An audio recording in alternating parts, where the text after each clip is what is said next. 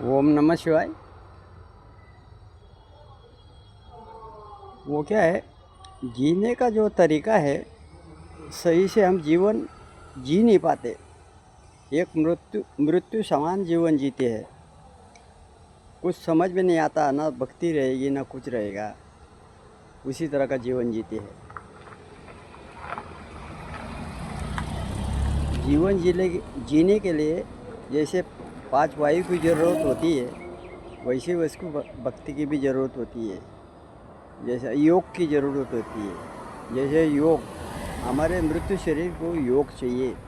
जैसा प्राण वायु, अपान वायु, उदान वायु, व्यान वायु, अपान वायु, समान वायु, ये 5 वायु है।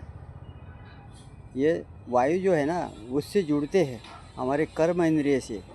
लेकिन उसी तरह के जीना चाहिए जो हमारे ध्यान में आता है। इसीलिए योग में होना चाहिए। योग जैसा वायु से जुड़ता है 5 कर्मेंद्रिय, 5 ज्ञानेंद्रिय जुड़ती है। जैसे शारदा है, विद्या की देवी कौन? शारदा। शारदा है, वो शारदा से जुड़ती है जीवा। शारदा से जुड़ती है माता, यानी कि विद्या एक माता है। और जीवा क्या है? जीवा ये सरस्वती है, सरस्वती। बराबर। विद्या की क्या समझता है? विद्या उसकी माँ। किसकी? शारदा की माता विद्या। और बोलने वाली जीवा सरस्वती। जैसे आपस में दोनों जुड़ते हैं ना, जैसे जीवा जुड़ती है। जीवा नहीं रहेगा तो नहीं जुड़ेगा।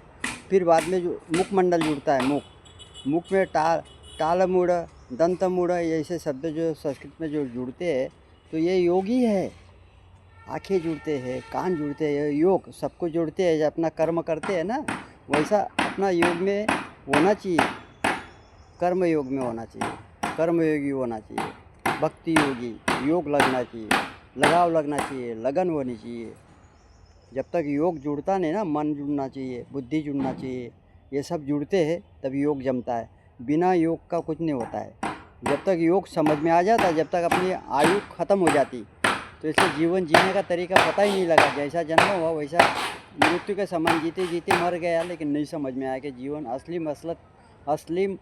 असली जो जीवन जीने का जो मकसद है वो समझ में नहीं आया। आखिर जीवन को त्याग के उसकी मृत्यु हो जाती है।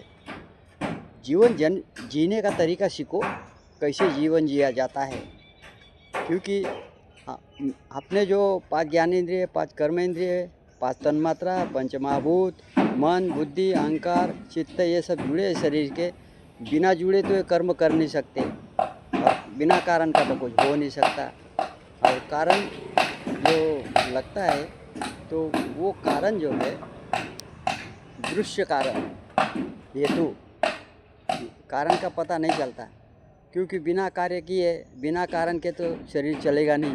क्योंकि कारण भगवान शिव क्या है?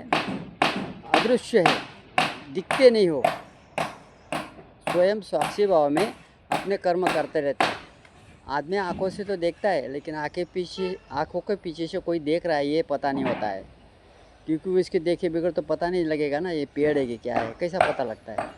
हाँ, कैसा जान जाता है आदमी कि पेड़ है, ये बुक है, ये पेन है, ये टेबल है, ये कुर्सी है? ये सब जानने वाला कौन होता है? उसके पीछे से कोई जानने वाला है।